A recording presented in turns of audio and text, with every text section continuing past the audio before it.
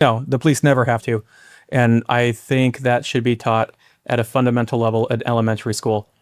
I think that's probably one of the most misunderstood concepts. I mean, I can't tell you how often I hear, oh, this is an invalid arrest. You didn't read Miranda. That has absolutely nothing to do with anything. That is like the worst piece of advice anyone could ever give is that it's a bad arrest because they didn't read Miranda. It's trash. Custodial interrogation. Yeah. Like, do you have those two things? Because if you don't, Miranda's not going to apply. And how often, like you said, we see those statements of, well, they're going to have to drop this case because they never read me Miranda.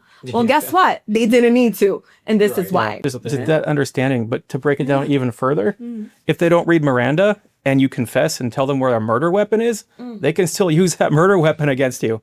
If you confess to hiring someone to kill someone else, they can use statements from that person you told about. Unlike the Fourth Amendment, there's no like presumed like taint on everything else.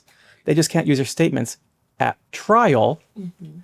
So it's not But they the can if process, you right? testify and say something different. So they can use it at trial. Absolutely. Yeah, even statements that get off topic, but statements that you make that get suppressed that shouldn't be out under other circumstances could still come They in will, yeah. if the circumstances are correct. So that's a little catch-all that some people don't See know. what I mean? Not at all what you thought. So I think the answer is no, police don't have to read Miranda every time. And if they don't, that doesn't mean the case is getting dismissed, right?